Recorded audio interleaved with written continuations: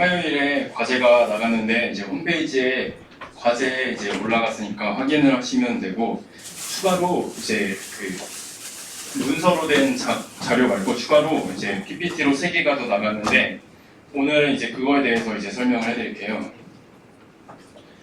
이제 처음에는 1차 과제 이제 설명을 해드릴 텐데,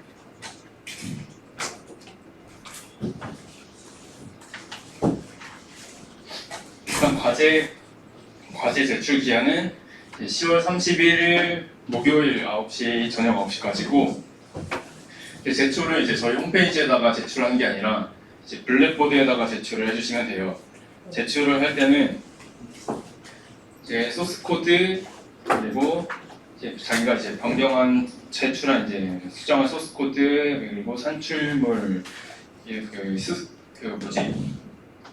스크린샷 이런 걸로 찍으시면 되고, 이제 하드카피로 이제 보고서를 또 써야 돼요. 이렇게 3가지를 해야 되고, 파일에는 이제 낼 때는 이제 조 번호와 이제 조장만 이제 제출을 해주시면 됩니다.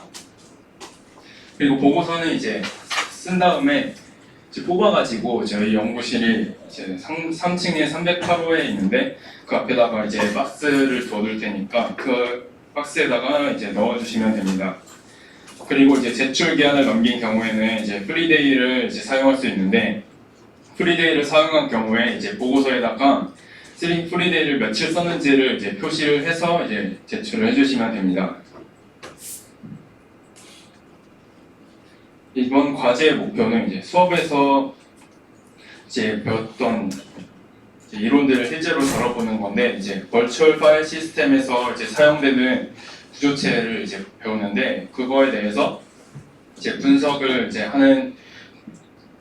하는 과제가 있고, 이제 거기에 대해서 이제 파일 시스템의 구체적으로 이제 실습은 이제 파일 시스템의 이름을 이제 출력을 해볼 거예요. 이 이름은 이제 버추얼 파일 시스템에서 이제 옛날 실습 시간 때 했던 구조체에 이제 저장이 되어 있는데, 이제 그걸 찾아서 이제 출력을 한번 하시면 되고, 두 번째로는 로그 스트럭처디드 파일 시스템이라는 걸 배우는데, 그것이 이제 실제로 구현된 파일 시스템이 여기에 보이는 nilfs2라는 파일 시스템이에요. 이게 이제 리눅스에 이제 들어가 있는 이제 파일 시스템인데, 그것과 별개로 이제 ext4 파일 시스템은 리눅스의 기본 파일 시스템이에요. 그래서 이제 두 개가 동작이 다른데, 이 두 개 파일 시스템에 이제 라이트 동작을 이제 테스트를 해봐가지고 라이트가 어떻게 동작하는지를 이제 파악을 한 다음에 이 두 가지의 파일 시스템을 비교를 한번 해보는 과제를 진행할 거예요. 그래서 비교는 어떻게 하냐면은 밑에 이제 그래프에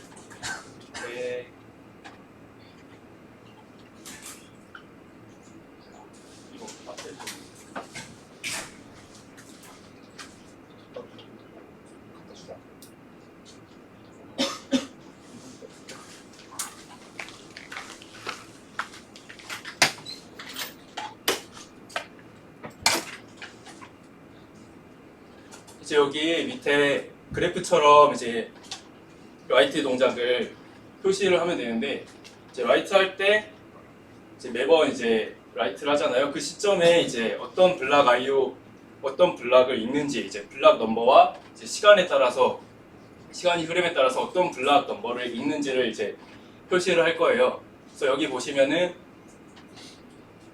이제 이 Y축이 블락 넘버를 가리키는 것이고, 오른쪽이 이제 시간인데, 이제 로그 스트럭처드 파일 시스템은 이제 계속 순차적으로 쓰다 보니까 여기 하늘색 선처럼 이렇게 순차적으로 블락 넘버가 늘어나게 이제 라이트를 해요. 그래서 이런 거를 한번 파악을 해보는 거고, 이 초록색 같은 경우에는 이제 일반적인 파일 시스템인데, 이거는 이제 아이노드와 데이터가 이제 분리돼서 이제 쓰기를 하니까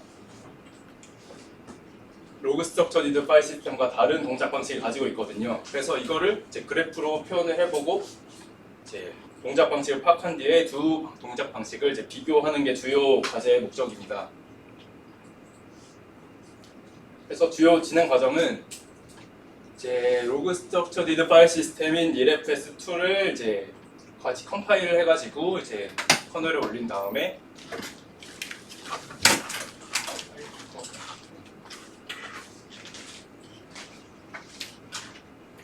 아까 여기 그래프에서 봤듯이 이제 매 시간마다 제출되는 이제 블락 I/O를 측정하기 위해서는 이제 커널 코드를 조금 수정을 해야 돼요. 그래서 커널 코드를 적절하게 수정한 다음에 이제 출력되는 이제 값을 바탕으로 이 그래프와 같이 한번 이제 그래프를 그려보고 그 다음에 이제 수업 때 이제 배웠던 이제 로그 스트럭처리드 파일 시스템이나 아니면 이제 패스트 파일 시스템에 기반해서 이 두 파일 시스템의 동작을 비교해서 이제 보고서를 작성하시면 됩니다.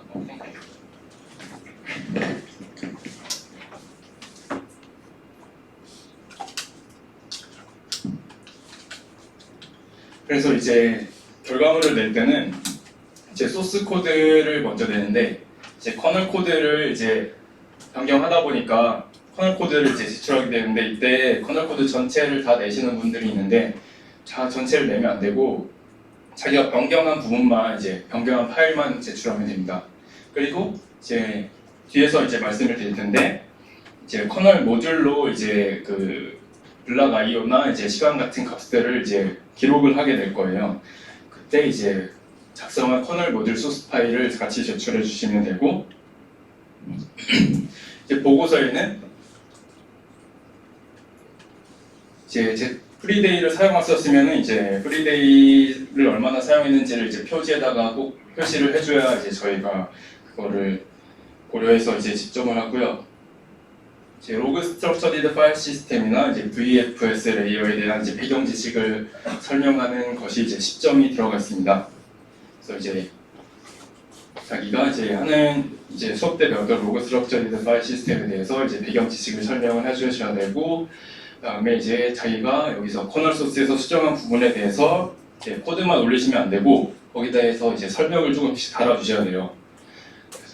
그리고 이제 실행 방법에 대한 간략한 설명 그리고 결과 그래프를 이제 넣어주셔야 되고 그에 대해서 이제 이 그래프에 대해서 해석을 다시 달아주셔야 됩니다.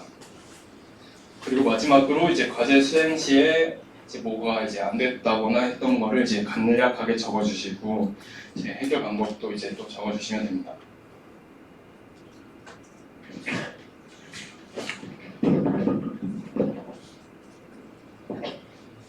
그래서 이제 쓰기 동작을 이제 계속 측정하게 될 텐데 쓰기 측정할 때는 이제 프린트 K를 써도 되지만 저희는 이제 프린트 K 말고 다른 걸 쓸 거예요.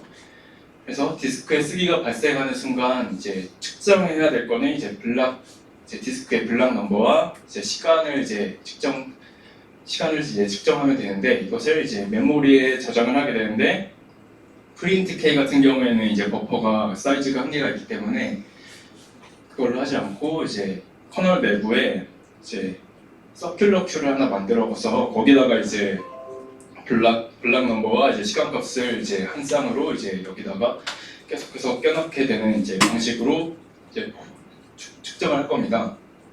그런 후에 이제 프로파일 시스템이라는 게 있는데 이것도 이 다음에 알려줄 건데 이 프로파일 시스템을 사용해서 이거는 이제 커널 모듈로 구현될 거예요. 그래서 이 커널 모듈에서 이제 커널 내부의 서큘러 큐에 저장된 이제 블럭 넘버와 시간 값들을 읽어오게 해서 이제 그렇게 출력을 하는 방식으로 과제를 진행을 하게 될 거고요. 그리고 이제 커널에서는 이제 익셉션 처리가 필요해요. 그래서 모든 이제 변수가 포인터가 많기 때문에 이제 포인터가 널 포인터가 되는 경우도 있고 다른 걸로 되는 경우도 있기 때문에 만약에 널 포인터인데 참조를 했으면은 커널이 죽거든요. 그래서 이런 거에 대해서 이제 익셉션 처리를 하는 게 필요해요. 그래서 이제 블락 I/O 블락 넘버를 이제 측정을 하는데 어디서 측정을 하느냐는 이제 저희가 살짝 알려드릴 거예요. 여기서 이제 이 소스 파일 블락-core.c라는 소스 파일을 가면은 이제 submit PIO라는 이제 함수가 있어요. 여기는 이제 인자로 이제 BIO라는 구조체를 하나 봤는데 이게 무엇이냐면은 일반적인 파일 시스템은 이제 BIO 구조체를 사용해서 이제 블럭 IO를 수행해요. BIO는 이제 블럭 IO의 이제 줄임말인데 블럭 IO를 하나 수행하는데 필요한 모든 정보를 얘가 가지고 있어요. 그래서 이제 ELFS 파일 시스템에서 이 블럭 IO를 만들어 가지고 이 submit 언더바 BIO 요거는 이제 파일 시스템의 이제 특정한 이제 함수가 아니라 이제 모든 파일 시스템이 사용할 수 있는 그런 이제 함수인데 이 함수에다가 이제 이 BIO 구조체를 이제 넘겨주게 됩니다. 그러면은 이 BIO가 이제 디바이스 드라이버로 이제 들어가게 되는 건데요. 이때 이 BIO의 구조체를 잘 이제 살펴보시면은 저희가 필요한 정보를 얻을 수 있습니다. 이 블락 넘버가 여기 어딘가에 저장이 되어 있어요. 그거를 이제 잘 찾으시면은 이제 쉽게 과제를 하실 수 있을 겁니다. 그리고 이제 저희가 그 VFS 레이어를 배웠으니까 거기서 또 이제 활용할 만한 게 이제 만약에 ELFS2 파일 시스템을 마운트하면은 파일 시스템이 두 개가 되잖아요. 기존에 쓰던 이제 ext4 파일 시스템이 있고 새로 이제 ELFS2를 이제 마운트하면은 이제 구분을 해야 되기 때문에 ELFS2의 파일 시스템 이름만 출력할 거예요. ext4는 출력하지 않고 ELFS2 파일 시스템의 이름만 출력할 건데 얘도 이제 저번 시간대 이제 VFS 레이어의 이제 큰 구조체 4개를 배웠잖아요. 거기에 이제 하나가 있어요. 이 이름을 확인할 수 있는 구조체 필드가 하나 있는데 그거를 이제 작성하시면 돼요. 찾아서. 근데 이제 ELFS는 그때도 이제 저번 시스 때도 말했듯이 자신만의 이제 데이터 스트럭처를 가지는 경우가 많거든요. 파일 시스템마다 이제 슈퍼블락도 기존의 그냥 슈퍼블락도 가지고 이제 ELFS2만의 슈퍼블락도 가지는데 ELFS에서는 이제 ELFS만의 이제 구조체를 사용을 해요. 그런 다음에 이제 그렇게 자기만의 구조체를 사용하다가 아까 봤던 submit BIO 함수에다가 그 BIO 요청을 이제 넘기게 되는 건데 이제 이름을 확인하고 싶으면 이제 슈퍼블락 구조체에 접근을 해야 돼요. 여기 슈퍼블락에는 이제 파일 시스템 타입 변수가 존재하는데 여기에 이제 접근을 해야 되는데 그러려면 이제 ELFS2에서 코드 수정이 조금 필요해요. 그래서 블럭 IO 아까 봤듯이 이 submit 언더 BIO에서 다루는 이제 BIO 구조체에서 이제 하나의 이제 블럭 IO 요청이 들어올 때마다 이 파일 시스템의 정보를 가지도록 코드를 수정을 해야 됩니다. 이제 수정할 때는 이제 블럭 언더바 디바이스라는 이제 구조체가 있는데 얘는 이제 그냥 교수님 저번 수업 시간 때 배웠듯이 이제 디바이스에는 캐릭터 디바이스와 이제 블럭 디바이스 두 종류가 있는데 그 블럭 디바이스를 제 커널 내부에서 이제 표현하는 구조체예요. 그래서 얘는 이제 하드디스크나 SSD 같은 블럭 디바이스를 나타내는 구조체인데 여기에는 이제 슈퍼블럭을 나타내는 BD 언더바 슈퍼라는 멤버가 있어요. 그런데 이 구조체는 이제 ext4 파일 시스템 같이 기존의 슈퍼블럭을 저장을 하고 있거든요. 그래서 이 구조체가 ELFS2의 슈퍼블럭을 참조하도록 이제 수정을 해줘야 돼요. 그래서 이 블럭 디바이스도 찾아보면은 이 BIO 구조체에 어딘가에 이제 연결이 돼 있을 거예요. 그래서 이 BIO 구조체를 타고 가서 블럭 디바이스로 가서 이제 슈퍼블럭을 참조하는 방식을 이제 사용하시면 됩니다. 그리고 이제 이 ELFS 언더바 세그먼트 언더바 버퍼는 이제 ELFS에서 사용하는 이제 구조체인데 여기서도 이제 ELFS의 슈퍼블럭을 가지고 있어요. 이 ELFS의 슈퍼블럭을 언더바 여기 SB 언더바 슈퍼라고 이제 가지고 있는데 이 값을 아까 봤던 이제 블럭 디바이스의 이제 BD 슈퍼라는 블럭 디바이스의 슈퍼블럭 필드에 이제 연결을 해주시면 됩니다. 그러면은 이제 이 슈퍼블락 안에는 이제 파일 시스템에 대한 전반적인 이제 정보가 담겨 있기 때문에 이 안에서 파일 시스템 이름을 찾는 거는 이제 어렵진 않을 거예요. 그런 식으로 이제 블락 IO의 EFS 파일 시스템이 이제 submit underbar BIO라는 함수에다가 이제 블락 IO 요청을 이제 의미하는 이제 BIO 구조체에 슈퍼블락을 이제 EFS의 슈퍼블락을 연결해주면 됩니다.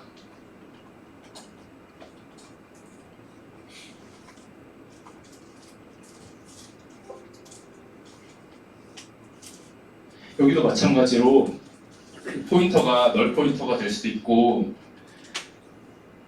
참조를 잘못하면 커널이 죽는 경우도 많이 발생하거든요. 그럴 때면 이제 시간이 좀 많이 걸리게 되니까 익셉션 처리 같은 거를 꼭 해주시는 걸 이제 추천해 드릴게요. 이런 걸 안 하면은 되게 이제 디버깅 하기도 힘들고 시간도 되게 많이 걸려요. 그리고 이제 쓰기 동작에 대한 측정을 한다고 했는데 이제 쓰기 동작은 어떻게 하느냐 하면은 저희는 이제 벤치마크 툴을 사용해서 이제 디스크 쓰기를 이제 발생시킬 건데 저희는 IO존이라는 이제 파일 시스템 벤치마크 툴을 사용할 거예요. 그래서 다운로드는 이제 wget이라는 명령어로 이제 압축된 소스 파일을 이제 다운받으시면 되고 이제 타르라는 이제 명령어로 이제 그 압축 파일을 풀어가지고 여기서 이제 압축 파일을 풀면은 이제 소스에 커런트라는 이제 디렉토리가 하나 생깁니다. 여기 들어가서 이제 make linux ia64 이렇게 쳐주시면 컴파일이 되고 컴파일이 되면은 이제 IO존이라는 이제 실행 파일이 생겨요. 그거를 이제 실행을 하시면 됩니다. 실행할 때는 이제 실행하기 위한 옵션이 이제 여러 가지가 있는데 이제 쓰기를 할 것이냐, 뭐 읽기를 할 것이냐, 아니면은 뭐 랜덤 리드를 할 것이냐, 시퀀셜 리드를 할 것이냐, 뭐 이런 게 있는데 이런 시나리오는 이제 EFS의 특징을 분석하고 이제 다른 파일 시스템과 비교를 할 수 있는 이제 옵션을 줘가지고 다른 ext4 파일 시스템과 이제 비교를 최대한 이제 극대화하기 위해서 이제 자신에게 맞는 옵션을 이제 찾아가지고 이제 어떤 쓰기를 할 것인지를 이제 정하시면 됩니다.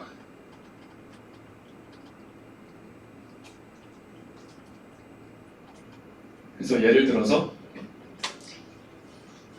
F 옵션을 주면은 이제 임시 파일 이름을 지정해주고 I 옵션을 주면은 이제 테스트 항목을 별도로 지정하는데 i가 0이면은 이제 write나 rewrite만 이제 테스트를 해요. 이제 read는 안 하는 건데 이렇게 IO존 그다음에 i로 0번을 이제 0을 이제 I 옵션으로 주고 F로 이제 IO 할 임시 파일 이름을 이렇게 주면은 이렇게 라이트를 하는 이제 모습을 볼 수 있습니다.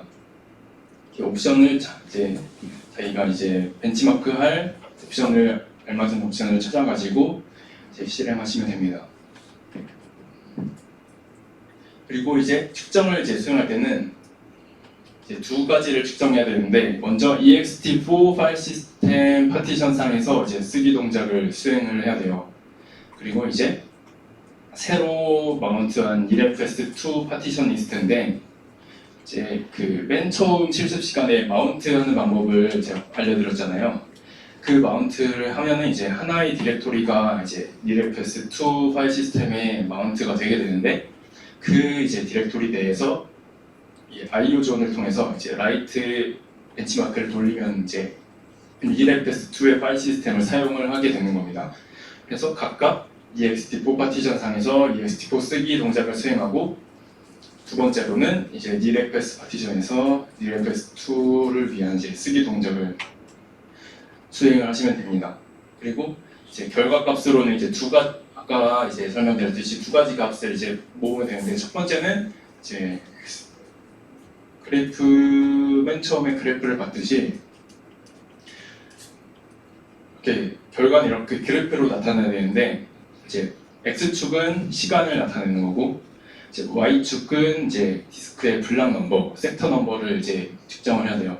그래서 이 두 가지만 이렇게 측정을 하시면 됩니다.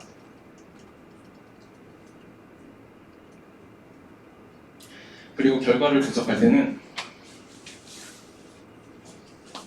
작성한 그래프를 기반으로 DLFS와 이제 ext4 파일 시스템의 패턴을 분석하고 이제 DLFS2 파일 시스템의 패턴을 이제 분석할 때는 수업 시간에 배운 로그 스트럭처리드 파일 시스템의 쓰기 동작을 비교해서 한번 분석을 해보시고요.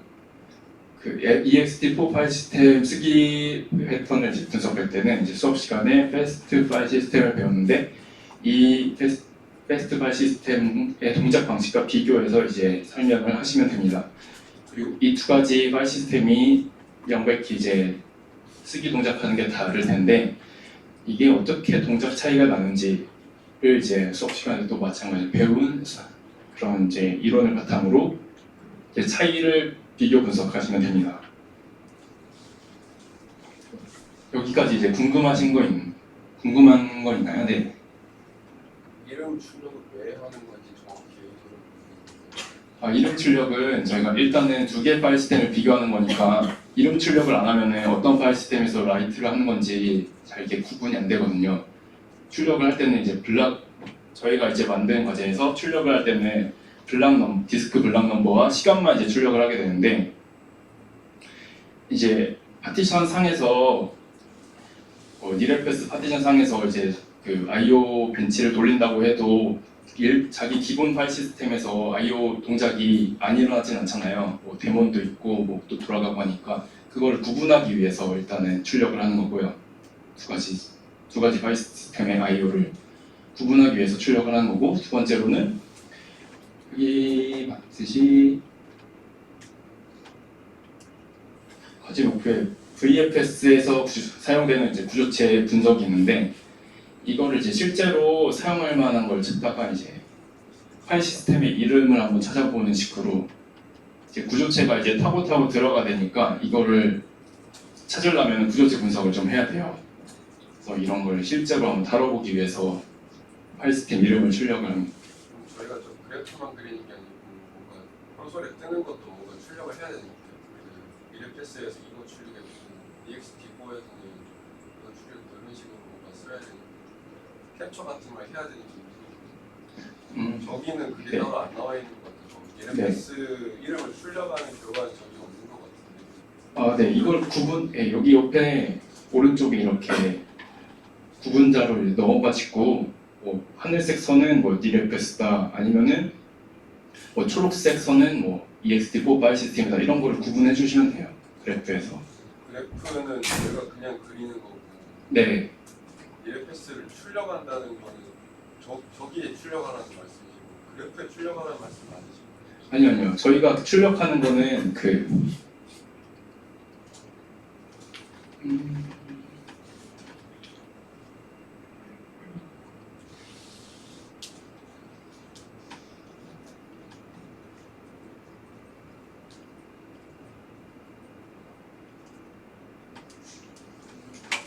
따로 출력하는 걸 안 넣네요. 그러면 이제 저희가 또 이제 수정을 해서 이제 다시 드릴 테니까 그냥 출력한 이제 콘솔 결과창도 이제 저희한테 제출하는 걸로 이렇게 할게요. 그래프도 그리고 어차피 저희도 코드를 보면은 이제 출력했는지 안 했는지 아니까 상관없긴 한데 또 이제 그 파일 시스템 이름과 블락 이제 넘버와 이제 시간을 이제 출력해서 이제 그 콘솔 창에서 출력해서 이제 보여지도록. 네. 또 질문 있나요? 질문 없으면은 이제 다음 걸로 넘어가겠습니다. 하나만 더. 네네네. DLFS2가 블록 I/O를 수행할 때 서브밋 I/O 함수가 호출되기 전까지만 구조체를 사용한다고 되는데 네. 서밋 I/O를 하면 결국은 자기 구조체를 통해서 뭔가 수행을 하는 거 아니에요? 어떤 의미인지 잘 모르겠어요. 지나간 거. 그러니까 11페이지. 여기서 첫 번째 줄. 요거요. 이 서브 및 언더바 IO는 이제 모든 파일 시스템에서 이 IO 요청을 디바이스 드라이버로 이제 넘길 때그 중간 과정에서 이제 사용되는 함수인데 이제 파일 시스템은 여러 개고 그 중에 이제 통일된 그 파일 시스템 밑에 레이어 중에 이제 블락 레이어라고 있어요. 이제 그거는 이제 모든 파일 시스템에서 이제 요청을 받아야 되기 때문에 제네릭한 레이어인데 그런 의미로 이제 EFS 파일 시스템은 이제 블락 레이어보다 위에 있는데 그 블락 레이어에서 이제 파일 시스템에서 이제 그 블락 레이어에 이제 IO 요청을 하면은 그 블락 레이어가 각각의 디바이스 드라이버에게 다시 요청을 줘요. 그때 이제 그거를 이제 모든 파일 시스템마다 이제 따로따로 이제 요청을 할 수는 없잖아요. 그래서 이제 밑에 이렇게 제네릭한 레이어를 두는 건데 이제 EFS2는 이제 파일 시스템이니까 디바이스 드라이버에게 이제 요청을 넘길 때 이제 제네릭한 레이어를 일단 넘겨요. 그게 이제 서브 및 언더바 BIO라는 함수고 이런 이제 제네릭한 레이어에서 사용하는 이제 구조체가 이제 하나의 이제 블락 IO를 이제 나타내는 구조체가 이 BIO라는 구조체인데 이거는 이제 모든 파일 시스템이 다 사용을 하는 거예요. 그래서 ext4 파일 시스템이나 이제 EFS2 파일 시스템이나 이제 모든 이제 블락 IO 요청을 이제 넘길 때는 이제 이 모든 그 파일 시스템이 이제 서브 및 언더바 BIO를 호출하게 되어 있어요. 그래서 요걸 이제 사용할 때는 요건 제네릭한 레이어니까 이제 자신만의 이제 파일 시스템만의 이제 구조체를 사용할 수는 없잖아요.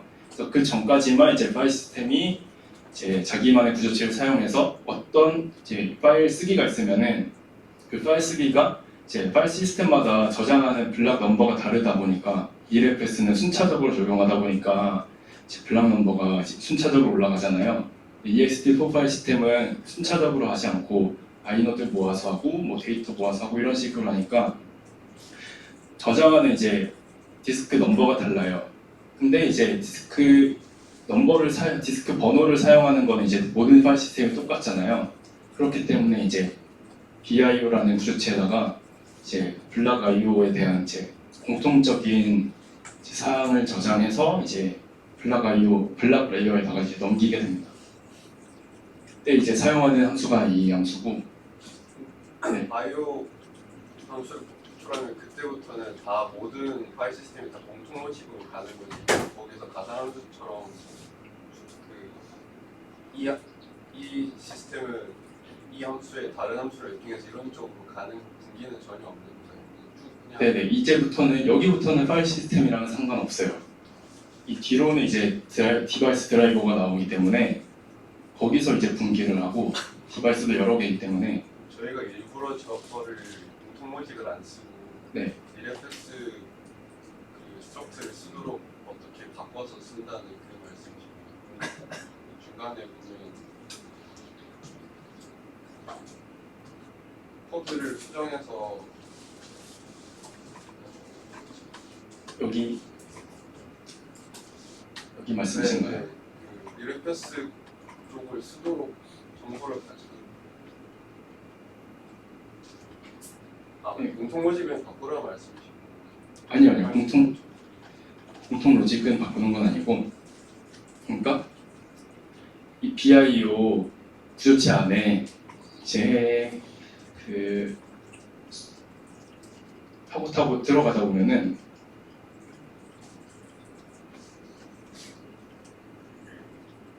슈퍼블락이 있어요. 이 슈퍼블락이 이제 기본 이제 파일 시스템에 이제 슈퍼블락을 가지고 있는데 그거를 이제 이 EFS의 슈퍼블락으로 이제 바꿔준다는. EFS 파일 시스템을 저희가 뭐 마우스를 했으면은 네. EFS 거 슈퍼블럭을 쓸 것 같은데 네. 그게 아닌 경우인 건가요 지금? 네, 아마 그런 경우도 있는데 왜 바꿔줘야 되는지. 그러면은 일단 아예 마운트를 안 하고 기본 파일 시스템 ext4를 쓰고 있을 때 네. 저거를 바꿔서 쓰라는 말씀이신지 제가 그냥 잘 네. 모르겠지만 EFS 네. 마운트를 시키면 파일 시스템이 바뀌니까 그 파일 시스템의 슈퍼블럭 구조체를 쓸 것 같은데 네. 슈퍼블럭 구조체를 바꿔서 지금 쓰라고 하셨잖아요. 네. EFS 걸 바꿔서 쓰라고 하셨잖아요. 네네네. 그러면 기본 구조체가 EFS 게 아니라는 소리인데 네. 왜 아닌지 잘 모르겠어요. 마운트를 안 하고 그냥 EXT 파일 시스템 안에 있는 거를 I/O를 하고 있을 때 네. EFS 걸로 그냥 단순 바꿔치기해서 쓰라는 말씀이시죠? 일단 단순 바꿔치기해서 이제 사용하는 게 맞고, 아, 네. 이제 기본 이제 디스크에서 제가 그 파일을 만들 때 그 파일 시스템을 만들 때 이제 가상의 파일을 만들어 가지고 그걸 디스크라고 놔두고 실제 하드웨어가 아니라 일단 디스크라고 이제 가정을 하고 그 생성한 파일을 이제 파일 시스템으로 이제 포맷하기 때문에 그 EFS 슈퍼블럭으로 이제 표현이 되지 않는 경우가 아마 있을 거예요. 그런 경우 때문에 이제 이렇게 했던 것 같은데, 그거는 이제 더 알아봐서 이제 제가 다음 Q&A 때 이제 말씀을 다음 드릴게요. 네, 일단은 그 바꿔치기 해서 이제 사용하는 게 맞습니다.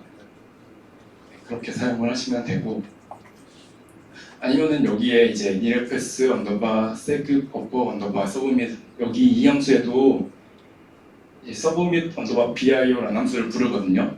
이미 이제 BIO 구조체는 만들어져 있어요.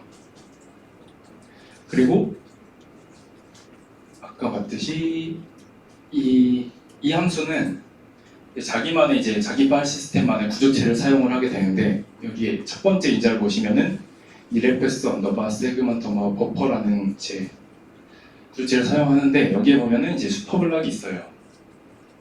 이거를 이제 출력을 하셔도 됩니다. 여러 가지 중에 하나만 하면 돼요. 네네네. 출력만 하면 됩니다.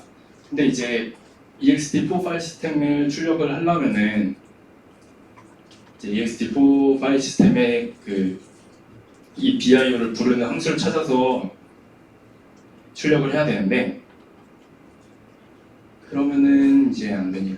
그러면 이제 어떤 게 이제 또 찾아야 되니까, 그때는 이제 여기 함수에서 이제 BIO 함수만을 가지고 여기도 이제 슈퍼블럭이 연결되어 있으니까 그거를 이제 출력을 해도 이제 될 것 같습니다. 네. 네, 알겠습니다. 또 질문 있으신가요?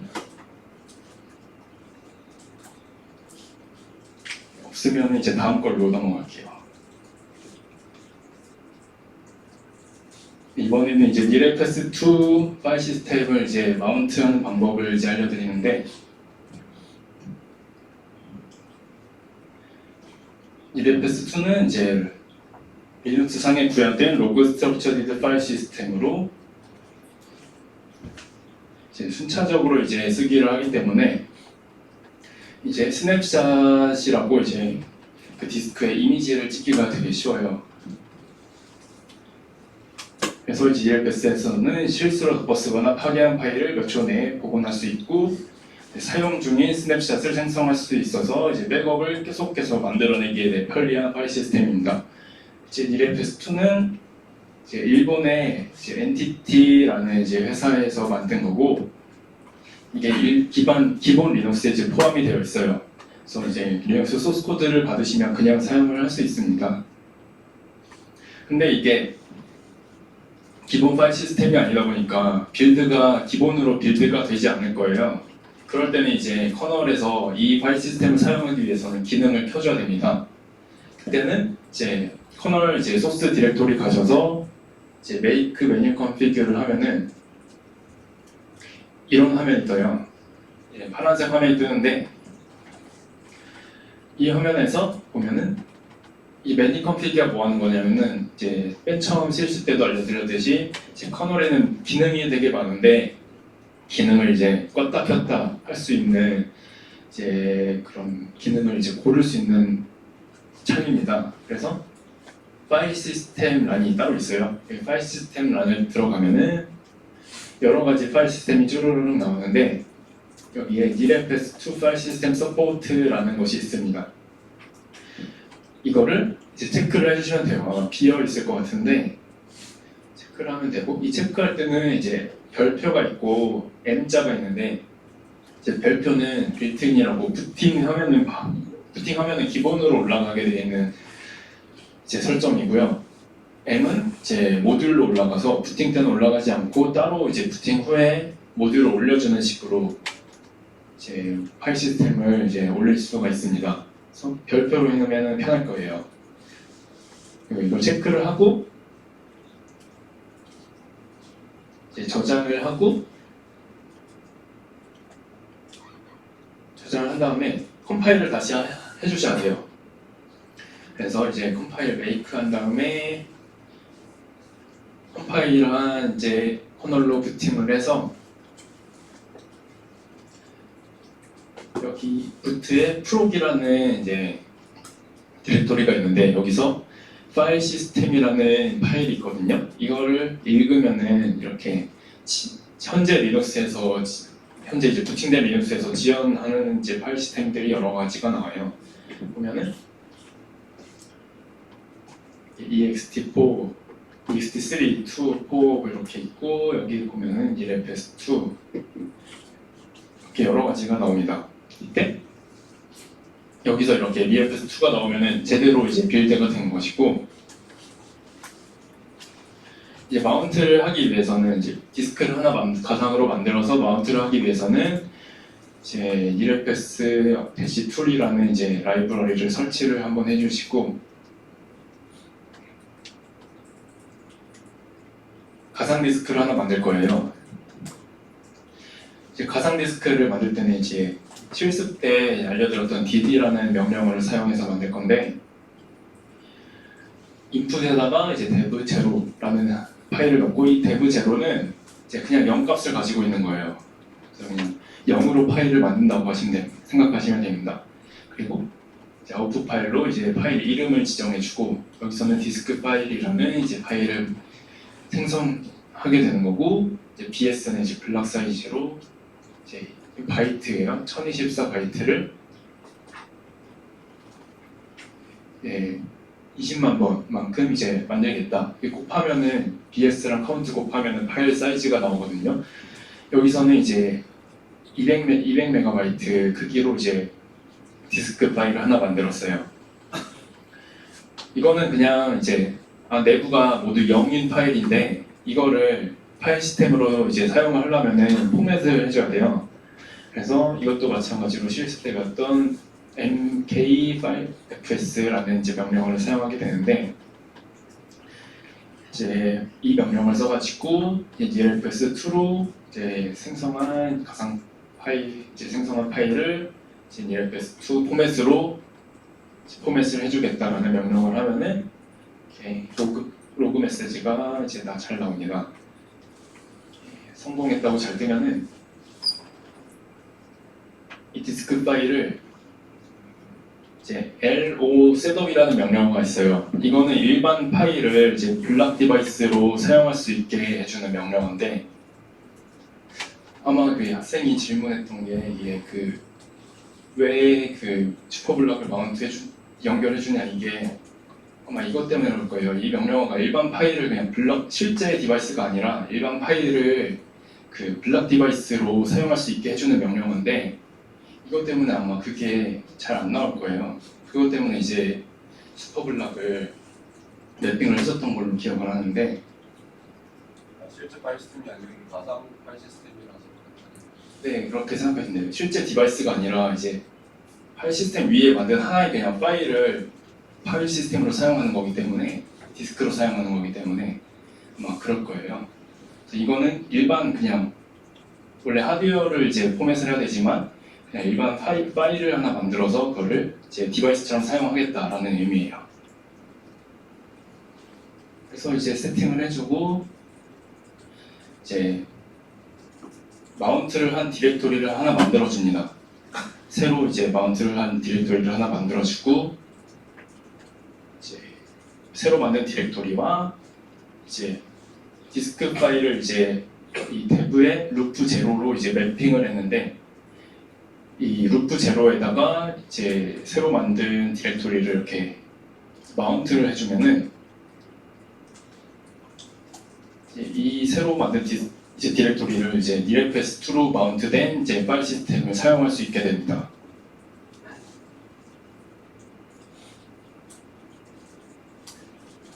여기까지 이해 안 되시는 거 있나요?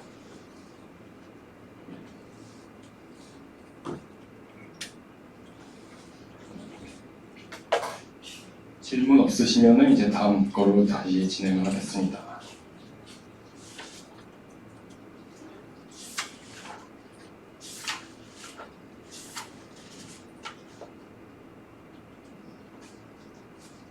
최신 리눅스에는 네. EFS2가 있다고 하셨잖아요.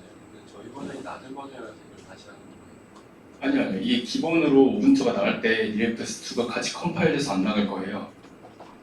그 기본 탑재돼 있다고 하시긴 하셨는데 기억하게. 우분투 잠깐만요. 3.10 이후로 나온다고 들었어요. 아니 이게 기본 소스 파일에는 들어가 있는데 컴파일이 안 돼서 이제 우분투로 안 나오는 거고 이제 기본 리눅스 커널 소스에는 들어가 있어요. 그걸 이제 선택해서 컴파일을 할 거냐 안 할 거냐는 이제 그 배포판마다 다른데 우분투는 그게 안 돼 있어요. 그래서 커널을 새로 빌드를 해주셔야 되는 거예요. 네.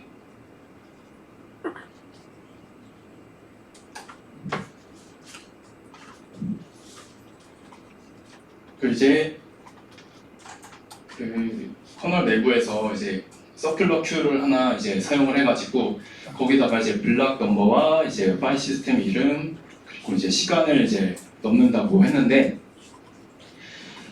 이렇게 커널 내부에다 서큘러 큐를 넣으면은 이제 그걸 읽어야 되잖아요. 읽을 때는 저희가 이제 모듈로 커널 모듈을 하나 작성을 해서 그걸로 읽을 겁니다.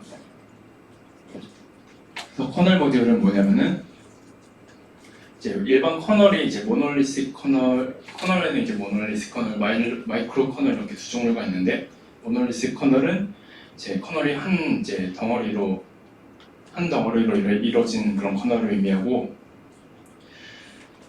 마이크로 커널이 이제 여러 가지 파트로 나눠진 이제 커널을 의미하는데 여기서는 이제 모놀리식 커널이지만 마이크로 커널처럼 이제 사용을 하기 위해서 이제 커널 모듈을 사용해요. 그래서 커널이 부팅한 이후에도 이제 커널의 여러 컴포넌트를 이제 자기가 원할 때 올리고 이제 필요 없으면은 재부팅을 하지 않고도 이제 빼고 이렇게 할 수 있는 장점이 있습니다. 그래서 이제 모놀리식 커널에서 기본으로 이제 한 덩어리로 있는 거는 예를 들어서 이제 메모리 매니지먼트 빼서는 안 되는 파트들. 프로세스 매니지먼트나 뭐 스케줄러 아니면은 이제 버추얼 파일 시스템 등 이런 거는 이제 한 덩어리로 들어가게 되고 이제 하드웨어 같은 경우에도 뺐다 꼈다 할 수 있잖아요. 그렇기 때문에 이제 디바이스 드라이버, 네트워크 디바이스 드라이버나 뭐 사운드 디바이스 드라이버, 뭐 키보드 디바이스 드라이버 이런 거는 이제 모듈로 이제 작성이 돼가지고 필요할 때 이제 그냥 재부팅 없이 올릴 수 있고 이제 필요 없으면은 다시 내릴 수 있는 이런 구성으로 되어 있습니다. 그리고 이건 장점은 이제 커널 기능 확장이 용이하다는 것이고 유저에서 돌아가는 게 아니라 커널 이제 내부에서 돌아가는 거기 때문에 성능 저하가 없고 단점으로는 이제 커널 내부 마찬가지로 커널 내부에서 돌아가다 보니까 이게 잘못 코딩하다 보면은 커널 전체가 이제 죽어서 그때는 이제 재부팅을 해야 되는 문제가 발생을 합니다. 커널 모듈을 작성할 때는 이제 일반적으로 make 파일과 이제 source code .c 파일로 이제 구성이 되는데 이거를 이제 컴파일을 하면은 .ko라는 파일이 생겨요. 이거를 이제 커널 이제 모듈로 올리는 건데 주의할 게 이제 커널 모듈은 이제 자기가 이제 지정한 커널 버전에서만 이제 동작이 가능해요. 4.4로 이제 컴파일을 했는데 4.5에서 이제 커널 모듈을 올리면은 이제 안 올라갑니다. 그래서 커널 버전에 맞춰서 이제 커널 모듈을 사용을 해야 되고 이거는 모듈을 작성하는 예시인데 두 가지 함수가 이제 필수로 필요해요. 첫 번째는 이제 모듈 init 그리고 두 번째는 모듈 exit인데 init은 이제 모듈이 올라갈 때 불리는 함수예요. 그리고 exit은 모듈이 내려갈 때 불리는 함수인데 이 두 가지는 꼭 이제 작성을 해줘야 돼요. 이 두 가지 내부에서 이제 코딩을 해주시면 됩니다. 그래서 헤더 파일은 이제 리눅스 init.헤더 파일 그리고 리눅스 모듈.헤더 파일 이렇게 두 개를 해주시면 되고 함수 두 개를 이제 init용과 exit용으로 하나를 만들었어요. 여기서는 그냥 print k로만 이제 찍는 함수를 만들었고 이거를 이제 모듈 init으로 등록을 해야 되는데 모듈 init과 모듈 exit으로 등록을 해야 되는데 등록하는 방법은 여기에 매크로가 하나 존재해요. 일반적인 함수 콜처럼 생겼는데 이제 모듈 init 한 다음에 init할 함수 이름을 넣어주면 되고 마찬가지로 모듈 exit에다가 exit 함수 이름을 넣어주시면은 이제 자동으로 등록이 되게 됩니다. 그리고 이제 모듈에 대한 정보도 적어주셔야 돼요. 이제 모듈 버전과 라이센스, 디스크립션, 이제 어서 이렇게 적어주시면 되고 아무거나 적으셔도 돼요.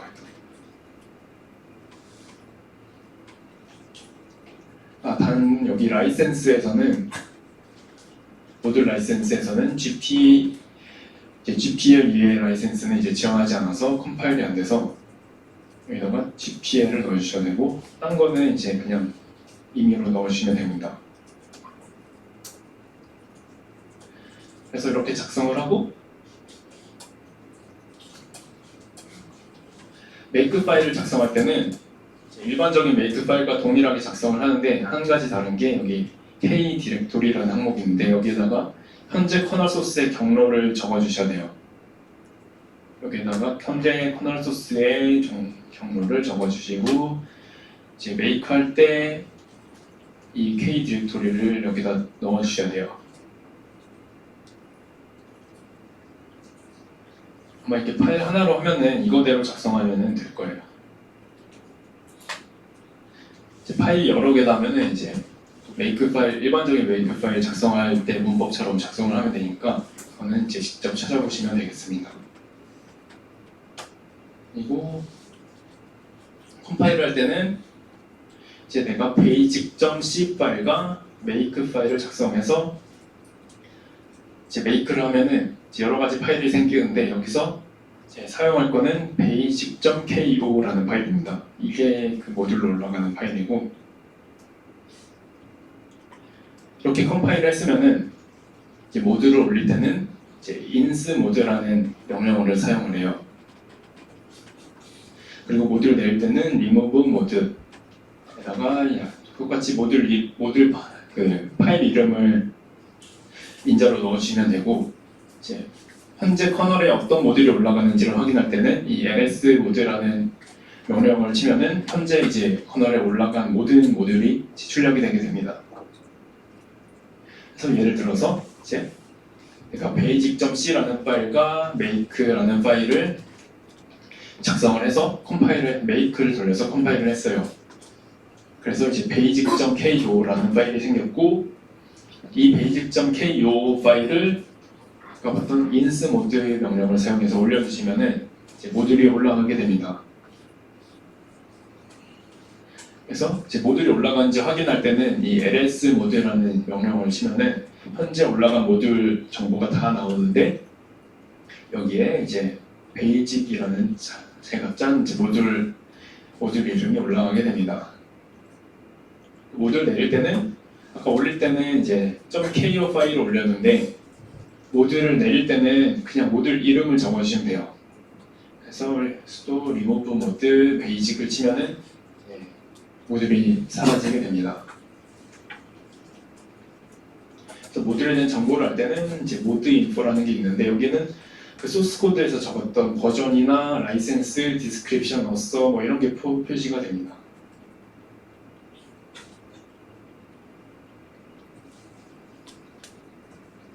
그리고 이거는 모듈은 커널 내부에서 동작하는 거기 때문에 이제 유저 라이브러리 사용하면 안 되고 모든 걸 커널 내부 함수를 사용해야 돼요. 그래서 print f 같은 건 안 되고 print k를 써야 되고 이제 커널 내부의 함수만 사용을 하셔야 됩니다. 그리고 소스 코드에서 이제 프린트 K로 이제 저희가 모듈 올라갈 때 헬로 월드, 뭐 모듈 나갈 때 굿바이 월드를 적었는데 이제 프린트 K로 했잖아요. 이제 모듈을 올리게 되면은 이제 커널 이제 내부에서 코딩하는 것과 똑같이 헬로 월드 이렇게 디메시지에 출력이 되게 됩니다. 그래서 이제 디버깅 할 때는 디메시지를 활용을 하시면 돼요. 커널 코딩하는 거랑 똑같이 하시면 됩니다. 그리고 익스포트 심볼이라는 게 있는데 이제 커널 심볼이라는 게 있어요. 이거는 커널 영역에서 사용할 수 있는 함수나 자료 구조 목록이라는 게 있는데 이게 왜 있냐면은 이제 모듈을 만들 때는 커널이 이미 부팅된 상태에서 이제 올라가기 때문에 이제 커널 내부에 있는 함수를 사용하기 위해서는 함수 주소에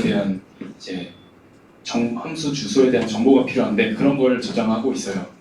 그래서 커널 내부의 함수나 자료 구조에 대한 이제 주소 테이블이라고 보시면 됩니다.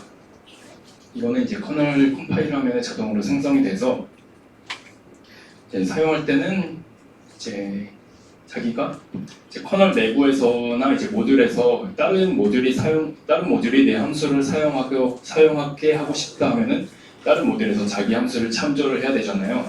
그때 이제 익스포트 심볼로 이제 괄호 안에다가 자기 함수 이름이나 뭐 구조 변수 이름 뭐 이런 걸 넣어주면은 그 함수나 변수가 이제 커널 전체 심볼 테이블에 주소가 저장이 돼요. 그래서 모듈이 다르더라도 모듈끼리 서로 이제 익스포트 심볼을 하면은 이제 서로의 이제 자료 구조나 함수를 참조를 할 수가 있습니다. 그래서 익스포트 심볼을 커널 내부 소스 보면 이게 되게 많을 거예요. 익스포트 심볼이 달려있다는 거는 이제 다른 모듈이나 다른 그 커널 공간에서 이 함수를 사용할 수 있다 이렇게 생각을 하시면 됩니다. 그리고 사용할 때는 이 익스턴으로 그 함수나 그 변수를 한 번 더 선언을 해줘야 돼요. 그래서 익스턴으로 한 번 더 선언을 해주는 거를 잊지 말고 이제 해주시면 됩니다. 요거에 관해서는 이제 인터넷에 많은 정보가 있으니까 한번 찾아보시면 좋을 것 같습니다. 그러니까 이제 출력을 할 때는 저희가 프로파일 시스템을 사용할 건데 프로파일 시스템은 어떤 거냐면은 이거는 이제 실제로 존재하는 파일 시스템은 아니에요. 이거는 오직 메모리에만 존재하는 파일 시스템인데 존재하는 이유는 이제 커널에도 이제 여러 가지 데이터 스트럭처나 파라미터들이 있는데 그런 거를 이제 유저에서 읽거나 조절하기 위해서 존재를 합니다. 그래서 뭐 존재 목적으로는 이제 전체 시스템에 대한 정보를 얻을 때나 아니면 이제 런타임 상에서 커널의 이제 파라미터를 바꿀 때 이제 네트워크에서 무슨 기능을 끄고 킨다던가 하는 거를 이제 프로파일 시스템이나 여기서 할 수 있습니다.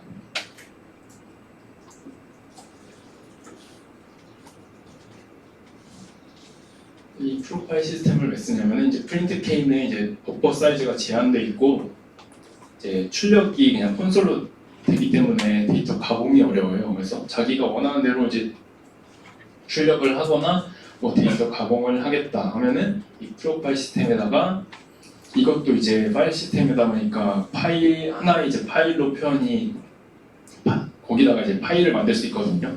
파일을 만들고 그거를 통해서 이제 데이터를 저장하거나 이제 읽을 수가 있어요. 그렇기 때문에 이제 약간 자유도가 높아서 프린트 K보다는 이 프로파일 시스템을 사용하는 거고 또 따로 이제 런타임에 파라미터 변경이 필요한 경우에는 이제 커널 내부로 이제 이 프로파일 시스템을 통해서 커널 내부로 뭐 변수를 바꾼다거나 하는 식으로 이제 명령을 줄 수 있기 때문에 이제 시스템 조작을 하기가 이제 매우 편리하게 됩니다. 그래서 이제 사용을 하는 거고 예를 들어서 프로파일 시스템은 일반 파일과 디렉토리로 이루어져 있기 때문에 이제 일반적으로 리드 라이트로 이제 사용을 하시면 돼요. 예를 들어서 이제 cat 명령어는 이제 읽기고 뭐 에코 한 다음에 이렇게 입력을 넣으면은 이제 라이트가 되는 건데 프로파일 시스템의 이제 시스템 디렉토리에 커널에 PIDmax라는 이제 파일이 있는데 얘는 뭐냐면은 이제 현재 시스템에서 동시에 수행 가능한 최대 프로세스 개수를 이제 나타내줘요. 이거를 읽으면은 현재 커널에서 이제 최대 프로세스 돌릴 수 있는 개수가 나오는데 요거를 자기가 바꾸고 싶다. 프로세스가 막 6만 개가 필요하다 하면은 3만 개까지가 최고잖아요.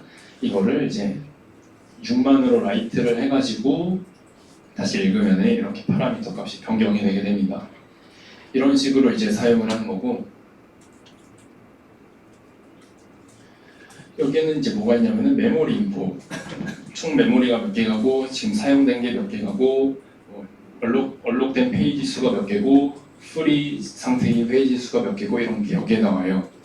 캣으로 한번 읽어보시면은 여러 가지 정보가 쭈루루룩 나올 겁니다. 그리고 CPU 인포 자기 CPU 뭐 헤르츠 정보나 뭐 캐시 정보 이런 게 여기에 또 나오게 됩니다. 그리고 KORSIMS라는 이제 파일이 있는데 이걸 읽으면은 그 아까 봤던 익스포트 심볼에서 사용하는 이제 커널의 함수나 데이터 구조에 대한 그 주소 테이블이 있는데 이걸 읽으면은 그 주소 테이블이 쫙 나와요. 커널 모든 함수의 심볼 및 주소. 그래서 그 함수 이걸 그냥 확인용으로 쓰시면 되고 여러 가지 정보가 있으니까 한번 확인을 해보시면 됩니다. 그리고 여기 말고 이제 프록에 들어가면 여러 가지 번호가 있을 건데 그 번호는 이제 프로세스 번호를 나타내요. 그래서 뭐 1번, 5번, 뭐 10,000번 이렇게 있을 텐데 1000번 그거는 이제 PID고 이 PID로 들어가면은 그 프로세스 내부 정보가 나옵니다. 프로세스 내부 정보에는 뭐가 있냐면은 이 커맨드 라인에서 이제 실행 명령어 그리고 맵스, 메모리 정보, 뭐 엠맵 같은 걸로 해서 이제 공유 중인 파일 리스트 및 뭐 메모리 영역, 공유 메모리 영역에 대한 정보, 그리고 FD 하면은 이제 사용 중인 파일 정보, 이제 파일 디스크립터 정보가 나오게 되고 이렇게 개별적인 프로세스 정보를 보여줘요. 또 예를 들어서 이제 파일 시스템에 대한 정보를 이제 읽으면은 이렇게 현재 커널에서 지원하는 파일 시스템 리스트가 나오게 됩니다. 이런 식으로 이제 프로파일 시스템은 이런 시스템의 정보를 사용자에게 주기 위해서 이제 존재하는 거고 이거를 임의로 모듈에서 새로 만들 수가 있어요. 새로 만들 때는 이제 구조체가 두 가지가 있는데 첫 번째로 이제 프록 디렉토리 엔트리라는 게 있어요. 이거는 말 그대로 이제 프록의 디렉토리를 의미하는 건데 이걸 하나 만들면은 그 커맨드 라인에서 이제 프록을 봤을 때 이제 디렉토리가 하나 생기게 되는 거예요. 새로. 프록에서는 일반적인 make 디렉토리 이렇게 만들지 못해요. 이걸로 코드상으로 이렇게 만들어져야 되고 여기에 이제 파일이 존재하잖아요. 이것도 어떻게 보면 이것도 파일 시스템인데 여기에 존재하는 이제 파일에 대해서 리드라이트를 하는 파일 시스템 안에 이 프로파일 시스템 안에 리드라이트가 있어야 되는데 그게 여기에 저장이 돼요. 파일 오퍼레이션에서 이것도 그 VFS 레이어에서 쓰였던 구조체인데 이것도 이제 디렉토리마다 하나씩 가지게 됩니다. 그래서 디렉토리마다 리드라이트를 자기가 하고 싶은 대로 할 수 있게 돼요. 보시면은 리드라이트 오픈 이런 걸 해주시면 되고 이 프로그 하나 디렉토리를 만들고 파일을 만드는 방법은 이제 커널 모듈에서 이제 작성을 하는 건데 헤더 파일로 이제 프록 언더바 fs를 넣어주시고 프록 디렉토리 안에 이제 디렉토리를 하나 생성하는 이제 예제 코드예요. 디렉토리를 하나 생성하는 거는 여기 함수 보시면은 프록 언더바 메이크 디렉토리라는 함수가 있습니다. 이 프록 언더바 메이크 디렉토리라는 함수를 불러주시면은 아까 봤듯이 이 프록 언더바 디렉토리 엔트리라는 게 생성이 하나 돼요. 생성 하나 되고 그 프록 언더바 메이크 디렉토리의 인자로는 프록 디렉토리의 이름을 넣으시면 됩니다. 저희는 이제 myprog라는 이름으로 디렉토리를 하나 새로 만들 거예요. 만들고 디렉토리를 만들었으니까 파일을 만들어야겠죠. 파일을 만드는 방식은 이제 구조체는 똑같아요. 프로 언더바 디렉토리 인트리를 사용하는 건 똑같은데 파일을 만드는 함수는 좀 달라요. 프로 언더바 크리에이트 함수를 부르고 아까 만들었던 프로 디렉토리를 인자로 넣어주면은 그 프로 디렉토리 안에 자기가 이제 이름을 정한 프로의 파일이 생기게 됩니다. 그리고 주의할 점은 이제 이 파일을 리드 라이트 할 이제 오퍼레이션을 같이 넣어주는 거예요. 여기에 이 파일 언더바 오퍼레이션즈를 프로의 파일을 만들 때 같이 넣어주셔야 돼요. 그래서 이 파일을 읽을 때는 이 파일 오퍼레이션에 리드 라이트를 사용하겠다라는 의미입니다. 그래서 파일 오퍼레이션즈 구조체를 이렇게 필요한 거는 오픈 리드 라이트일 거예요. 오픈 리드 라이트를 자기가 이제 임의로 아까 그 커널 코드에서 이제 서큘러 큐를 저장했잖아요. 서큘러 큐에다가 블락 넘버, 이제 시간 그리고 이제 그 파일 시스템 이름을 저장했다면은 그거를 이제 모듈에서 접근을 해야 돼요. 프록에서 만든 걸로 접근을 해야 되는데 접근을 하려면은 아까 봤듯이 익스포트 심볼을 해줘야 돼요.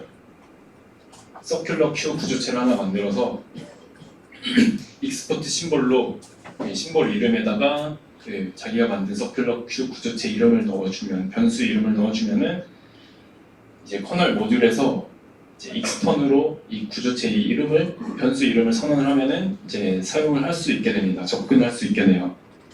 그런 식으로 이제 커널 내부에 있는 데이터 스트럭처를 프로파일 시스템에서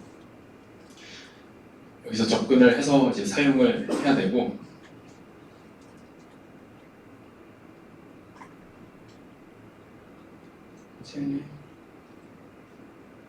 여기에 파일 오퍼레이션즈를 하나씩 함수를 만들어줘야 돼요. 이제 예시로 만드는 걸 보여드리는데 오픈을 만드는 거는 이제 저희는 그냥 일단 프린트 K로만 이제 오픈 그리고 라이트 함수를 이제 프린트 K만 찍는 걸로 일단 만들었는데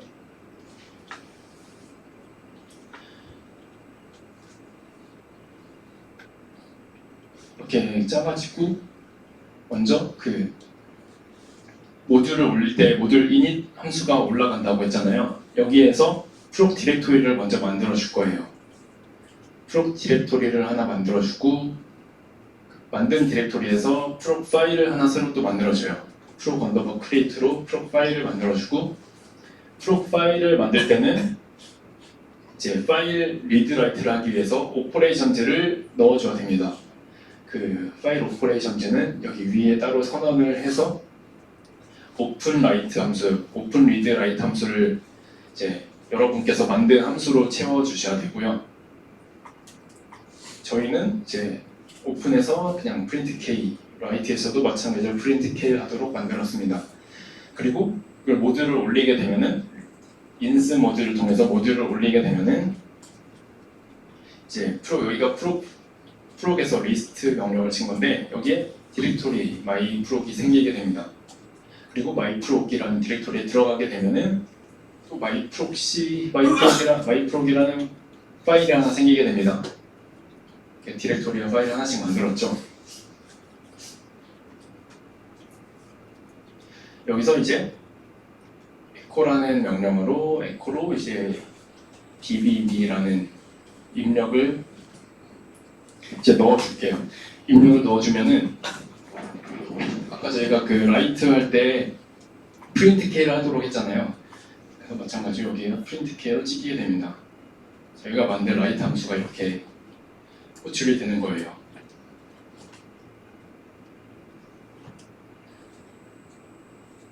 그리고 추가로 이제 알면 좋은 거는 이제 라이트나 리드를 할 때 두 번째 인자로 여기 유저 한 다음에 여기 포인터가 하나 넘어거든요. 포인터가 넘어오는데 이게 그 유저에서 주는 그 데이터예요. 유저에서 주는 데이터고 이 뒤에 로프 이게 오프셋 t라고 되어 있는 게 있는데 이게 그 파일 포인터입니다. 그리고 리드할 때는 유저 언더바 t 한 다음에 그 리드할 때랑 똑같은데 이제 유저의 데이터 버퍼가 있고 여기 변수 이름이 없는데 잘 봐주세요. 사이즈 t라는 게 있는데 사이즈 t는 이제 유저에서 넘어온 버퍼의 사이즈예요. 여기서 보면 이제 제가 만든 프로파일에다가 bbb라는 이제 데이터를 주잖아요. 이 bbb 데이터가 여기 유저 버퍼로 여기 주소로 넘어오는 거고 유저의 이제 주소로 넘어오는 거고 저게 bbb면 이제 뭐 3바이트겠죠, 4바이트나 그게 여기에 사이즈 t로 넘어오게 됩니다. 그래서 유저로부터 이렇게 데이터를 받을 수가 있어요.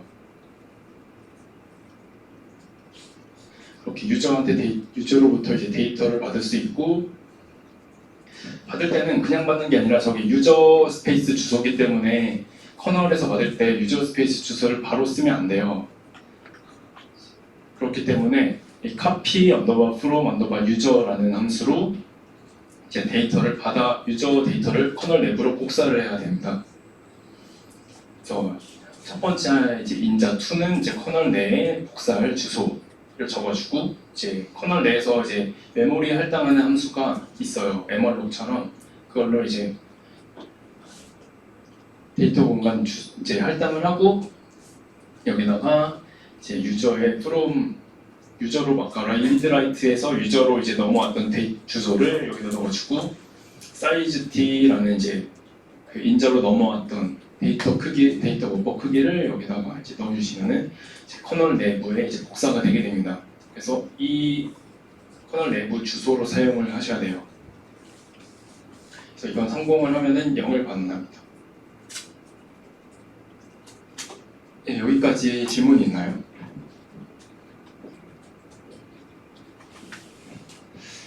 다시 전체적으로 이제 설명을 해드리자면은 어떻게 하는 거냐면은 그 파일 시스템 내부의 니레패스 파일 시스템에서 이제 블락 넘버와 이제 그 IO가 제출된 시간 그리고 파일 시스템의 이름을 세 가지를 그 커널 내부에 서큘러 큐를 하나 구현을 해서 그 서큘러 큐에다가 세 가지를 페어로 쌍으로 하나 이제 넣어주는 거예요. 계속해서 그 서큘러 큐는 이제 차면은 이제 덮어쓰기를 하는 방식으로 하는 거고 프록에서 그거를 계속 읽어줘야 돼요. 뭐 프록에서 그 자기가 만든 모듈에서 이거를 루프를 돌든가 해서 이제 프록 파일 시스템에 저장을 해주는 방법으로 이제 출력을 할 겁니다. 그래서 init 함수에서 뭐 루프를 도는 함수를 만들어 가지고 뭐 5초에 한 번씩 뭐 아니면 1초에 한 번씩 계속해서 그 커널 내부에 서큘러 큐에 있는 데이터를 가져와서 이제 프록 파일 만들었잖아요. 갖다가 저장을 해주든가 아니면 모듈의 데이터에다가 계속 저장을 이제 큐를 비워주는 거죠. 계속 차면은 이제 비워져야 되니까 프록에다가 계속 저장을 하고 이제 프록에서 아까 리드라이트를 했잖아요. 프록에서 리드라이트 함수를 이제 만들었는데 여기 리드는 없는데 리드 프록 파일을 리드를 해가지고 이제 프록에 저장한 이제 블락 넘버, 시간 그리고 파일 시스템 이름을 유저에서 읽을 수 있도록 이렇게 코딩을 하시면 됩니다. 유저에서 읽으면 아마 출력이 될 거예요, 그렇죠? 그리고 주의할 점은 모듈에서 커널 내부의 서큘러 큐에 접근할 때는 이 커널 그 서큘러 큐를 익스포트 심볼로 꼭 선언을 해줘야 돼요. 안 그러면 모듈에서 그 커널 서큘러 큐 접근이 안 되니까 커널 내부의 서큘러 큐를 익스포트 심볼로 꼭 선언을 해주고 모듈에서 사용할 때는 익스턴을 붙여서 새로 한 번 더 선언을 해줘야 이제 사용이 가능합니다.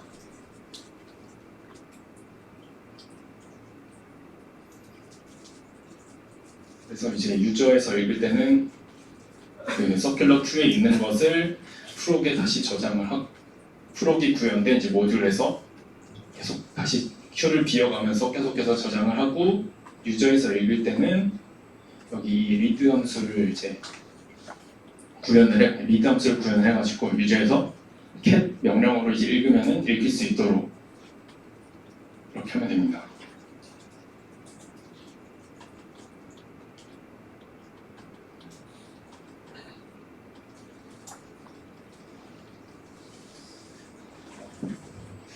질문 없으신가요? 네. 서큘러 큐는 커널 내부에 있는 걸 저희가 갖다 쓰면 되는 네, 만드셔도 되는데 거죠. 이미 있는 거죠. 아니 아마 없을 거예요. 네. 만들어야 되는 거죠. 네. 만들어야 된다는 말씀 아닙니다. 네. 네. 네. 또 질문 있으신가요? 큐는 간단하게 이제 사이즈는 이제 여러분들이 이제 알아서 정하셔서 그냥 만드시면 되고 그냥 간단하게 만드셔도 돼요. 구현만 이제 제대로 되면은 저희가 이제 보고 알아서 이제 지점을 해드릴게요.